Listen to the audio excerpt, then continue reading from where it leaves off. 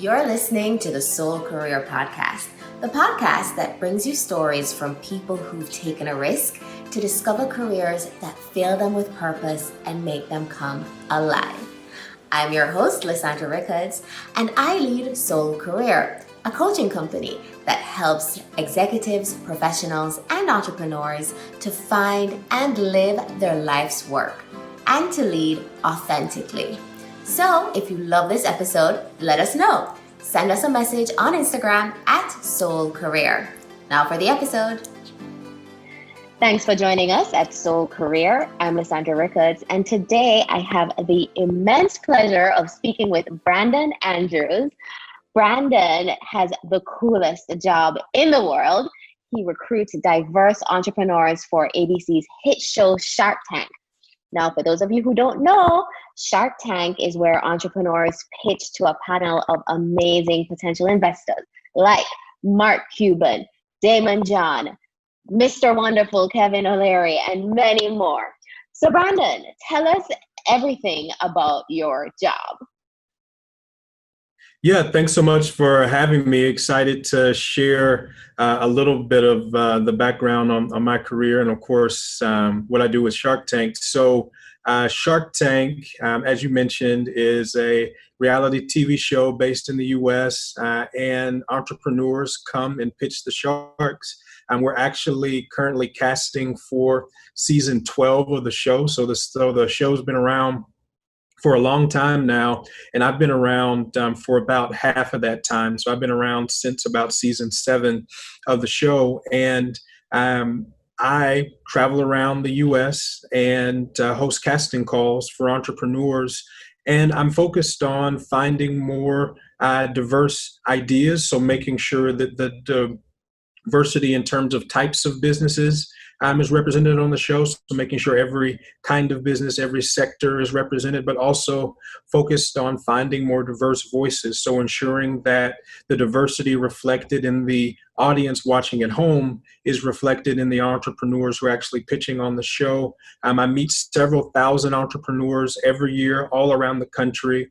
The first goal at the casting calls, of course, is to get more diverse entrepreneurs into the pipeline for the show, and of course to get people on the show and to help and to have them compete successfully and hopefully get deals. The second goal, and it's a really close second, is to use the platform of Shark Tank to support entrepreneurship around the country. And so to that end, at every one of the events I do, I teach a pitch prep class in the morning to hopefully help the entrepreneurs get some of the nervousness out, but also help them figure out how to put together a good pitch, whether it's for Shark Tank or pitching outside of Shark Tank in the real world. Two, I like to host the events at places that are actually owned or operated by women or by people of color. So finding a way to support those local entrepreneurs. And so we've had our events at coffee shops that were owned by diverse entrepreneurs. We've had our events at co-working spaces that were owned by diverse entrepreneurs. We've had our events at historically Black colleges and universities that are, of course, run by people of color. We've had our events at event spaces and venues that were owned by people of color. We've had them at conferences like the Black Enterprise Entrepreneurs Summit and like the National Urban League, like the NAACP convention.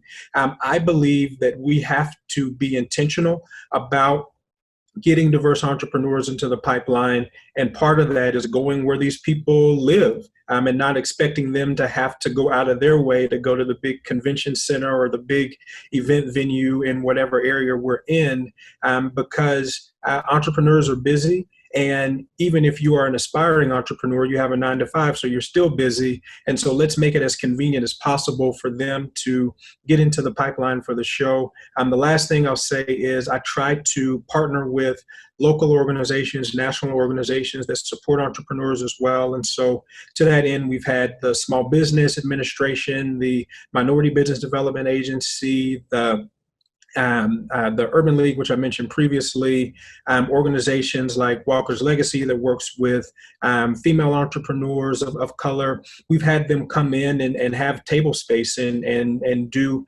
panel discussions focused on access to capital or pitching or other things. Again, trying to make sure that entrepreneurs leave our process better than they came. And I enjoy doing the work. I don't really care a whole lot about the entertainment piece, although it's cool to be able to work on a TV show. But the thing that I value most is connecting with the entrepreneurs and hopefully being helpful to them, whether or not they actually move forward with the show. Amazing. So how can Caribbean entrepreneurs get on the show?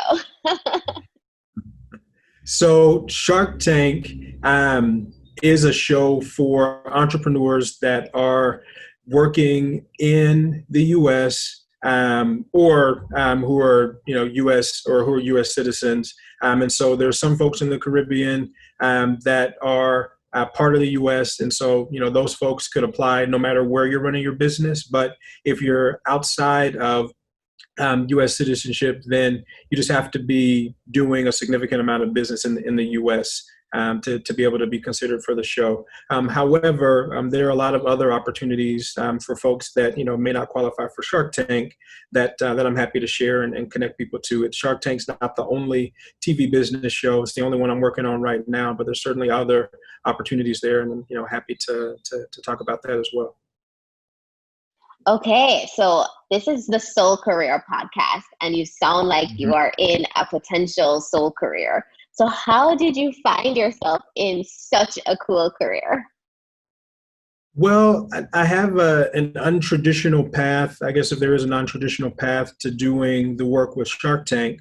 So Shark Tank is actually a client of an agency called Values Partnerships. So we're a social impact agency. We help our partners in the entertainment space, in the tech space, and in the public affairs space connect with audiences of color and also audiences of faith all around the world.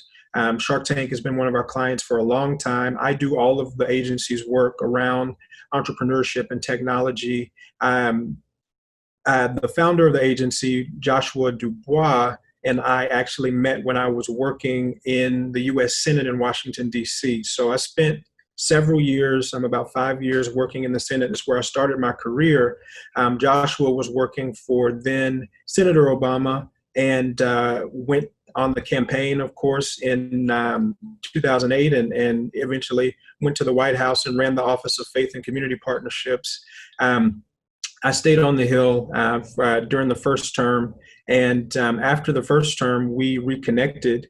And he had done some work previously while he was at the White House with Mark Burnett, who's the producer of Shark Tank. Mark asked him to do some work after he had left the White House. And Joshua asked me to come on and be helpful with some of the communications and other work that the agency was doing. And I had become an entrepreneur myself and had my own shop doing comms and strategic consulting. And we pitched Mark at one of his other events and said, hey, Shark Tank, it looks like it could use some more diversity. Can we be helpful with the show? He said yes, and the rest is history. It started out as just putting together spreadsheets of entrepreneurs, so lists of entrepreneurs from around the country, and of course, it's now grown into a nationwide casting tour where I'll host 8 to 10 casting calls all around the country every year, focused on finding more diverse entrepreneurs. It's something that I enjoy doing, and I think the biggest pieces that I take from that journey, looking back on it are one, the value of relationships. So Joshua and I met because I was running a staff organization for Black men in the Senate or in the U.S. Capitol more generally, called African American Men on the Hill. Joshua would come to the meetings, and I made it a point to meet everybody that came to the meetings. We weren't particularly close, to be honest with you. We, friendly, saw each other in passing, but kept in contact both during his time on Capitol Hill and then when he went to the White House. And I think also it's being known for being an expert in your domain. He reached out to me to assist with the agency because I was known as someone who had done some work in the entrepreneurship space, small business space, but also someone who had a significant, communication skill set. And so that domain expertise is why he reached out. And then I think taking advantage of an opportunity when it's there. And so we saw the Shark Tank opportunity and took the moment that we had there with Mark Burnett to pitch him, to ask. I think being able to have an appropriate ask for whatever audience you're in front of, whatever stage you're at in your career, being able to make an appropriate ask is really important. So that's how I got to doing casting for Shark Tank, and I think those are some things that I take from that experience. Awesome. I love that. So it's relationship management, networking, domain expertise, seeing an opportunity, seizing it, pitching for it, going for it. And that's how you found your way into an amazing career, potentially a soul career for you. All right. Okay. So I want to get back to your story now, Brandon. Mm-hmm. And I want to go back to the beginning. So where were you born? And what did you want to be when you were growing up? Yeah, so I was born in Atlanta, Georgia, but I never say I'm from there. I grew up in a small town in South Alabama called Bruton. My grandmother, Rutilia was her name, raised me there. And when I was growing up, I honestly didn't know anything at all about entrepreneurship. I had heard of being a business person, but I didn't know what business people did, and I didn't know how to own my own business at all. The only really experience I had with entrepreneurship, with business, were one, my grandmother didn't like being around people that were entrepreneurs because she used to say they're always trying to sell something, which, of course, as an entrepreneur, that's your job. I think that we can do some work in our communities to properly socialize the understanding of entrepreneurs are always selling things because they're trying to build their business, and that's a good thing for the community. Or people that were doing, pyramid schemes, people that were, selling protein shakes or selling cosmetics or something like that. And that was really my only experience with business. And so growing up, I was interested in technology, so like engineering, and I liked government. So I wanted to do some kind of work where I could use technical expertise within government. I ended up graduating from college with a degree in international relations because I wanted to connect with communities globally. I've always been interested in doing that, and I get to do that now quite a bit, which I enjoy. So yeah, that was the focus. It was finding some kind of way to use technical skills within government. Business, or being a business person, was something that I thought sounded kind of cool, but it's not something that I had fully wrapped my mind around being able to do. And it's certainly not something that I would have been able to clearly articulate as this is what I want to be when I grow up. And in fact, thinking about my career, there's no job, so to speak, that I've had, from even my time working in the Senate to my time working at a PR agency to my time, of course, being an entrepreneur. There's no job that I've had that I really knew existed when I was younger. And so I think it's so important for us to find, more and better ways to share what the opportunities are for people career-wise, because you don't know to aspire to be something if you don't know that opportunity actually exists.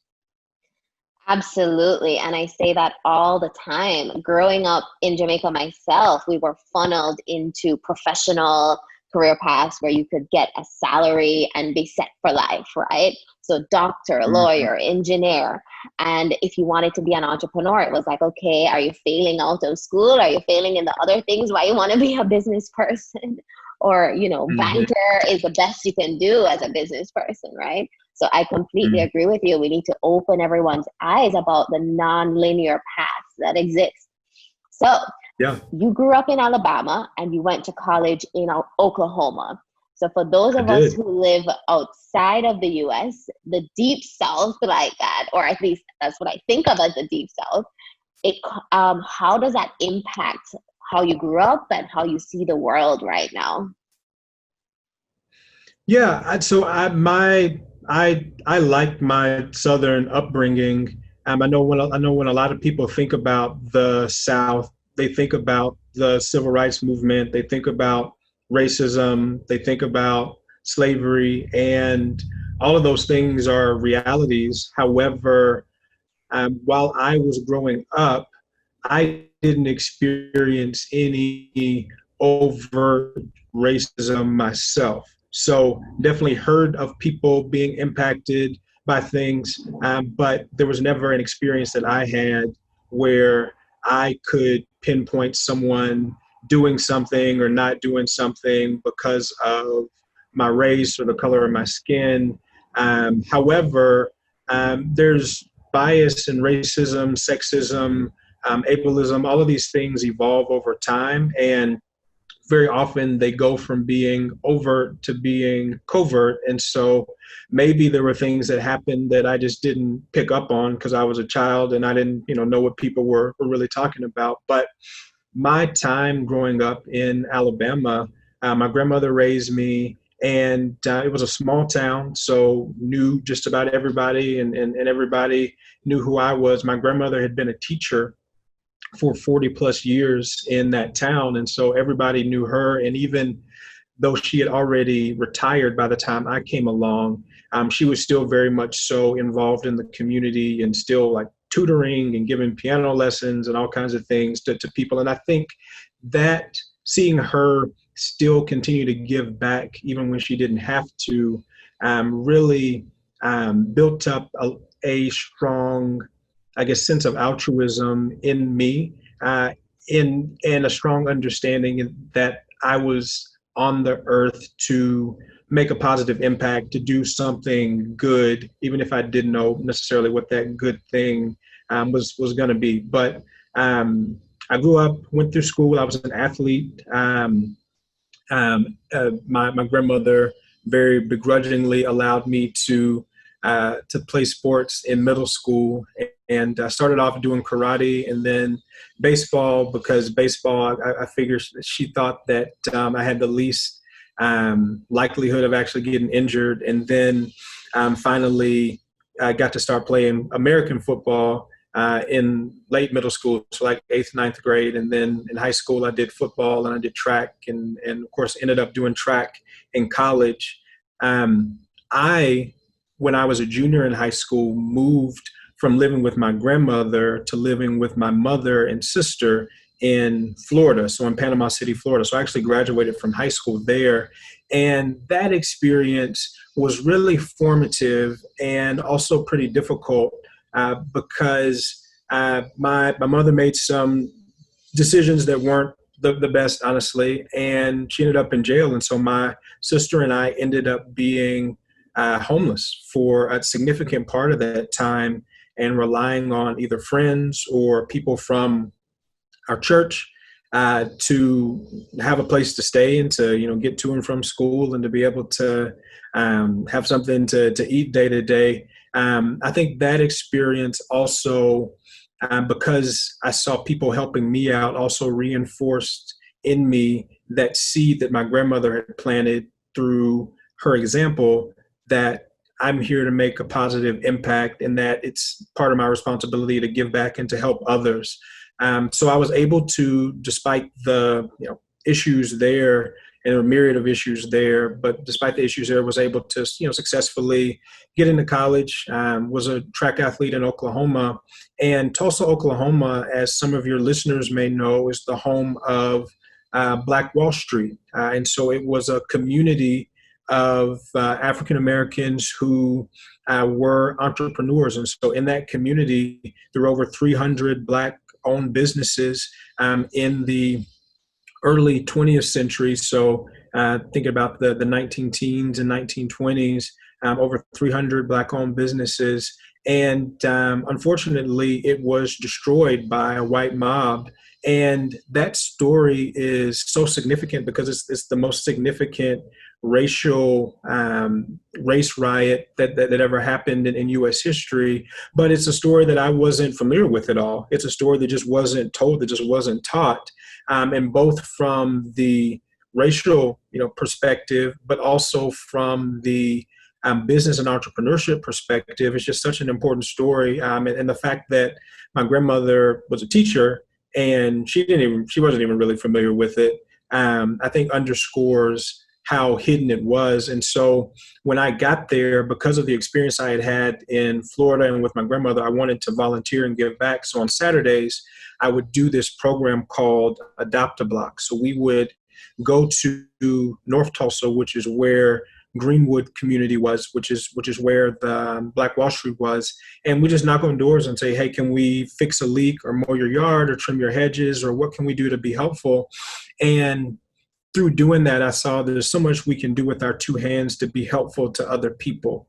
However, after doing it for a year or so and kind of building relationships with people in the community, I saw that there's only so much we can do with our two hands. At some point, you have to join together and advocate for the change you want to see in the community that you live in. And so started advocating for that community with the local government there in Tulsa, which led to me getting an internship with a member of Congress that I worked for the last 2 years of undergrad. That internship led to a paid internship in DC after I graduated, and the rest is history. About a month into that paid internship, I got hired on full-time on Capitol Hill, and then, as I mentioned previously, spent about 5 years there. So that's the story. Hold on, Brandon, because how am I supposed to even pick one thing to deep dive into? And first of all, we did a pre-interview where we talked about your story, and I had no idea about the part in Miami where you were homeless, you and your sister, and that what you've overcome and what you've done is just incredible.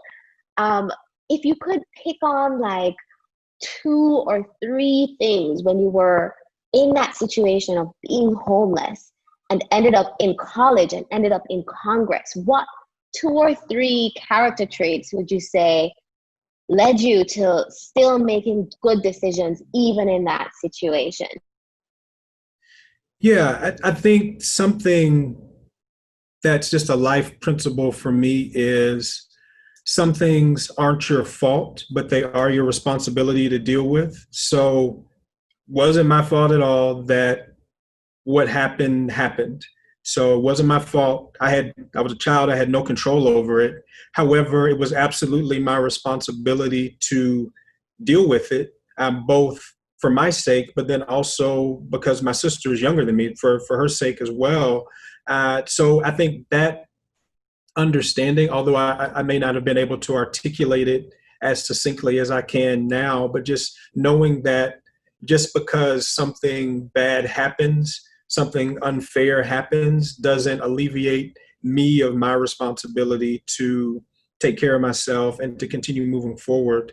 The second thing is, and I knew I said this to myself, just life is just a never-ending cycle of change. And I think success in life is very much so predicated upon our ability to adapt and not let the changes. Now you adapt, and so you may change your approach as the environment changes, but you can't let the changes that happen or the fact that there's change at all get you off track.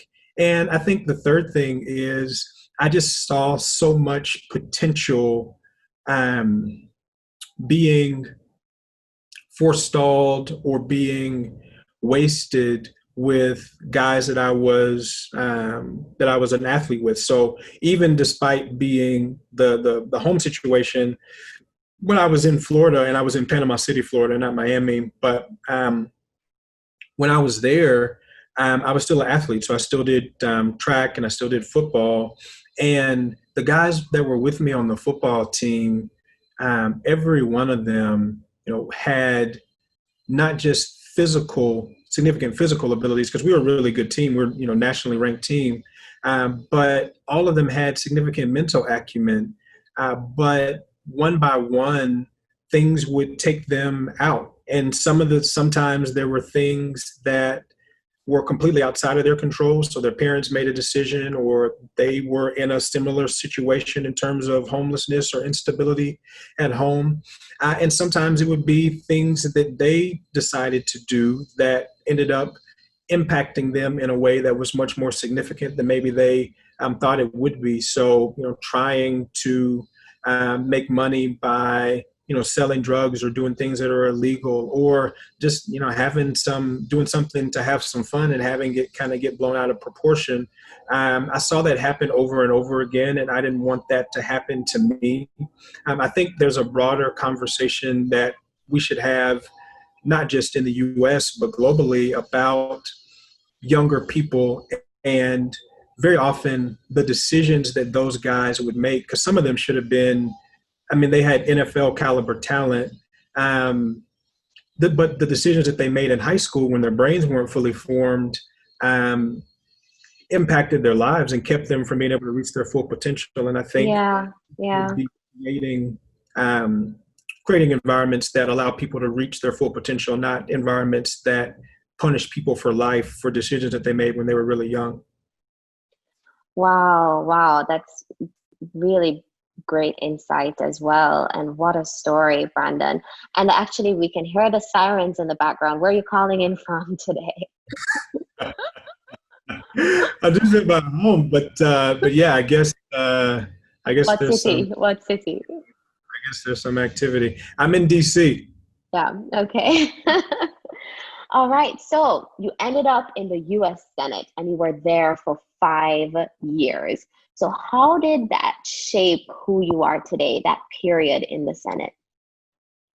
Well, I feel very fortunate to have been able to transition immediately from undergrad to having a job, because when I graduated, we were in global recession, and a lot of people I graduated with didn't have jobs, and then many that did have jobs were doing things that they didn't study to do, or doing things that they didn't want to do. And I got the opportunity to immediately do something that I had been training to do. Again, I was an international relations major, government major, and so being able to go directly to the Senate, directly to Capitol Hill was great.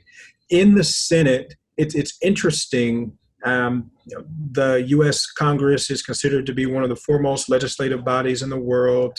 However, because of budgets and the way that it's structured, it is mostly run by younger people. And so in the Senate, you get, as a young person, as a young staffer, you get a significant amount of responsibility, whether it's responsibility for responding to constituent requests or responsibility from a budget and policy perspective. You get a significant amount of responsibility really quickly, less so in the Senate, more in the House. In the Senate, there's a higher ceiling because there's because of the power structure that's there, but especially in the House of Representatives, you get a lot of responsibility. And so there's a cool factor to going to work and seeing all the cameras set up, and you see something happening on your computer, or you hear about something happening and then it's on the news 5 minutes later. And so there's a cool factor, but you can't get sucked up into that because that doesn't allow you to operate.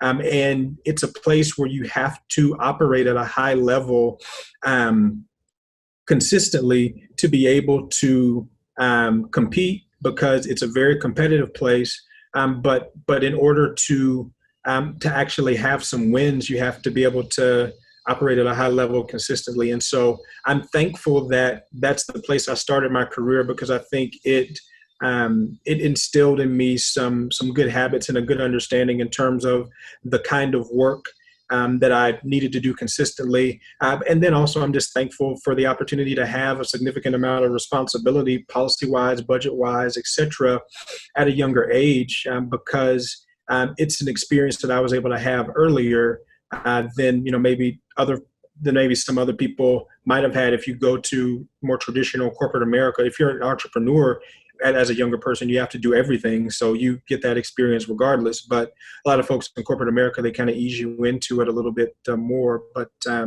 but yeah, it was a great experience, and definitely happy I was able to do it. Not something I need to do again, but happy I was able to start there.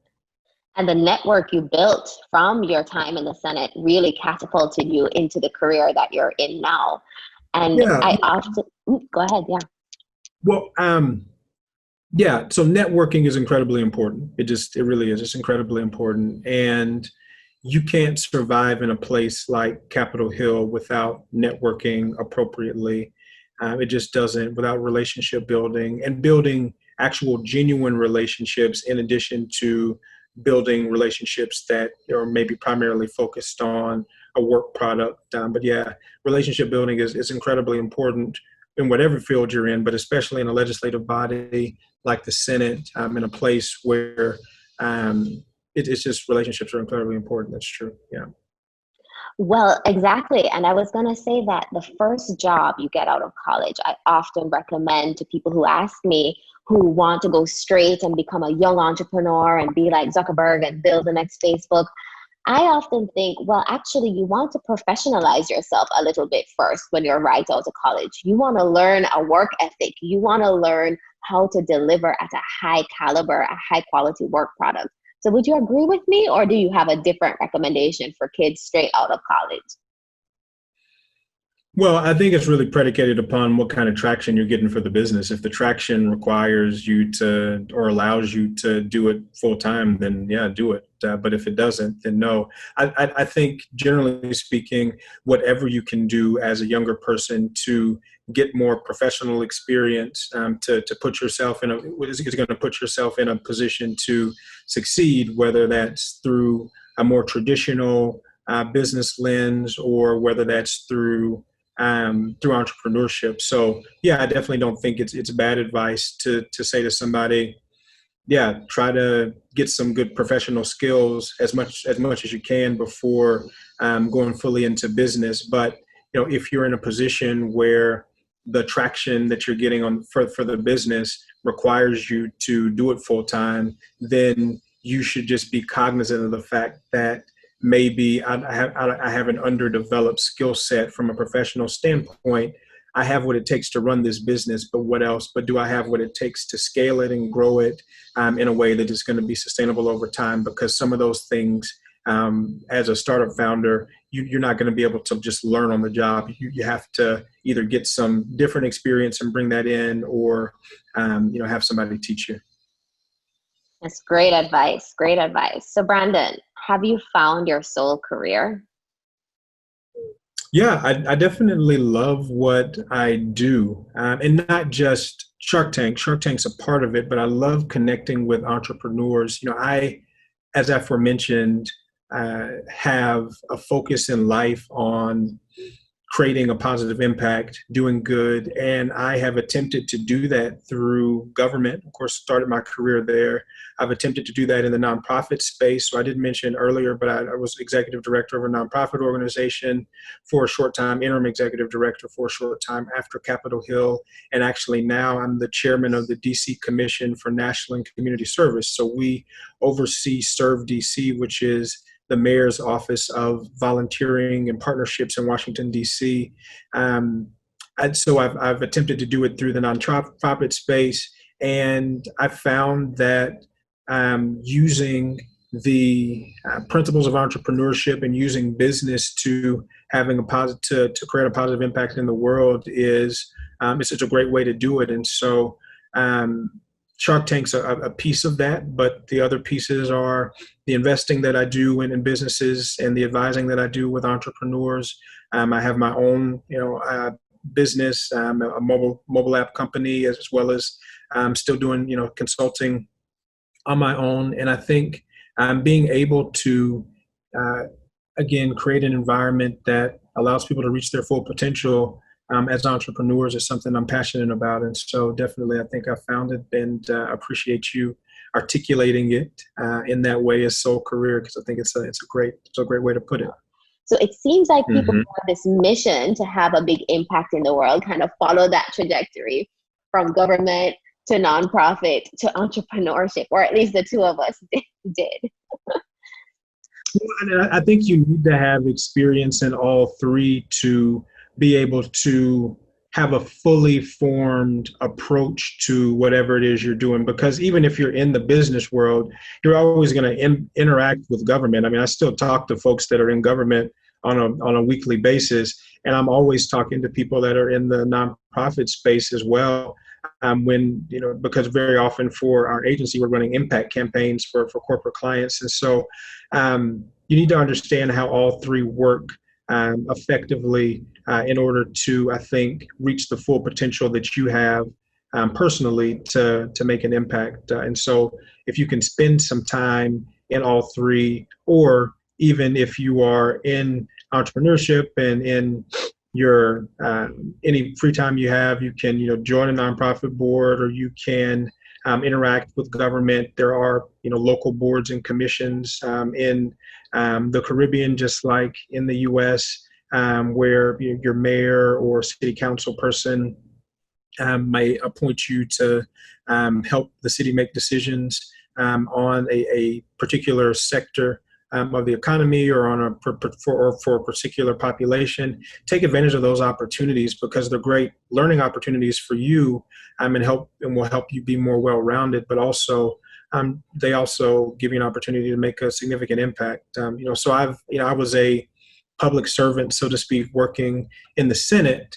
However, the Senate is so far removed from the people very often, you don't see the direct impact. However, my time serving on local boards and commissions, the Commission for National and Community Service, where we're able to give direct grants to nonprofit organizations in Washington, D.C., and also I'm also on the Commission for Fashion Arts and Events. My time spent on those, I'm able to see a direct impact, and it's gratifying to be able to see, we make a decision and someone getting, impacted in a positive way. So Brandon, any final gems or words of wisdom to share with our audience before we go? Yeah, I think the biggest thing for startup founders is just don't let the perfect get in the way of the good. All of us want to present ourselves well to the world. That's why we wear clothes that we like and wash our faces and take showers and all of that. We want to make sure that we are presentable. And in a similar way, we want to make sure that our businesses, that our projects that we're presenting are presentable. However, the most important thing for early stage businesses, in my opinion, is building something that works in some way and getting it out there and getting feedback on it. Get the feedback, make the necessary changes, and then push it out again and go through that cycle as many times as possible. That's how you refine your business. That's how you refine your customer profile. And ultimately, that's how you make the business defensible. It's through being able to go through that cycle quickly as an entrepreneur versus being able to, protect it in a lot of other ways. And so do that, and then always have an ask for whatever audience you're in front of. So one of the biggest issues we have at our casting calls as entrepreneurs actually not asking for money or not asking for it confidently. I think there's a broader conversation to be had about people seeing themselves as investors and people being familiar with finance. And yeah, there's probably some nerves involved with that too, with people at our casting calls. But I think people are sometimes just uncomfortable with making the ask that they need to make. And when you're making an ask, you're trading value for value, whether it's with an investor or with customers. So make sure you have an ask for whatever audience you're in front of, and that'll ensure that you can at least have a chance to make some progress no matter what audience you're in front of. So those two things I'll leave folks with. And I guess the last thing, feel free to reach out to me if I can be helpful with anything. Awesome. So how can we reach you, Brandon? So it's super simple. You can just text me to talk business anytime, 202-831-3031. I'm on social media. I'm at Yes Brandon on Instagram, and brandonandrews.me is my website if you want to reach me there or see the things that I'm working on. But feel free to text me. I'm always happy to chat with you about business, and I'd love to be helpful. I have never had anyone share their phone number on my podcast, Brandon. That's crazy. But the way I got connected to you is through a mutual contact, someone I went to business school with, who works at the SEC in Washington, D.C. A friend of yours said, oh my gosh, we need to talk. And then I had an ask ready for Brandon. I'm like, Brandon, I need you on my podcast. And that's how we ended up here. So thank you. Yeah, thank you so much for joining me, Brandon. This was amazing. This was even better than I could have imagined. And everyone listening, we'll see you next time. Thank you again for joining us. Yeah, thanks for having me. Bye-bye. If you love this episode, remember to hit subscribe and leave us a review. And if you're a professional, executive, or entrepreneur that's interested in taking one of our coaching programs, head on over to soulcareer.com and sign up for a free consultation. We'd love to hear from you.